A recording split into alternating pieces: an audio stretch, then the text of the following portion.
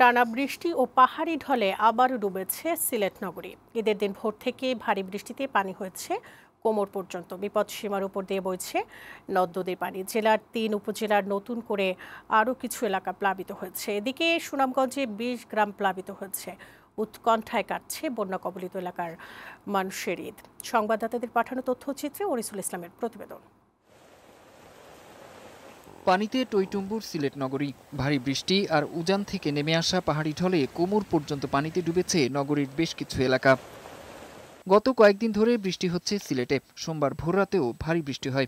আবহাওয়া অফিস জানিয়েছে, গত ২৪ ঘন্টায় সিলেটে ১৭৩.৬ মিলিমিটার বৃষ্টি হয়েছে। এতে তলিয়ে গেছে নগরীর পায়রা, বাগবাড়ি, যতুরপুর ও উপশহর সহ অনেক এলাকা। পানি ঢুকেছে বাসাবাড়িতে। নগরীর এয়ারপোর্ট রোড সহ তলিয়ে গেছে নদী তীরবর্তী ১০টি এলাকার রাস্তা।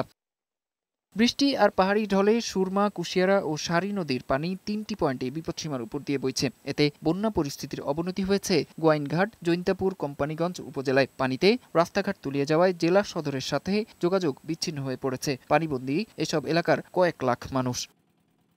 ভারী বৃষ্টি হচ্ছে সুনামগঞ্জেও। গত ২৪ ঘন্টায় সুনামগঞ্জে ৩৬৫ মিলিমিটার বৃষ্টিপাত রেকর্ড করা হয়েছে।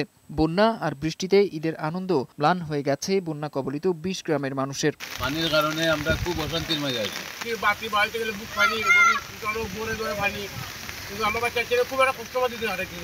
আগামী ২-১ দিনের মধ্যে এই পরিস্থিতির উন্নতি হতে পারে বলে জানিয়েছে পানি উন্নয়ন বোর্ডের কর্মকর্তারা। গত ২৪ ঘন্টায় সুনামগঞ্জে বৃষ্টিপাতের পরিমাণ ছিল ৩৬৫ মিলিমিটার। মূলত এই ৩৬৫ মিলিমিটার বৃষ্টিপাতের কারণে কিন্তু গতকালকের তুলনায় আজকে ৩০ সেন্টিমিটার পানি বৃদ্ধি পেয়েছে। তিস্তা নদীর পানি বাড়তে থাকায় কুড়িগ্রাম ও লালমনিরহাটে বন্যা আতঙ্কে দিন কাটছে নদী তীরবর্তী মানুষের। ডেস্ক রিপোর্ট, বৈশাখী সংবাদ।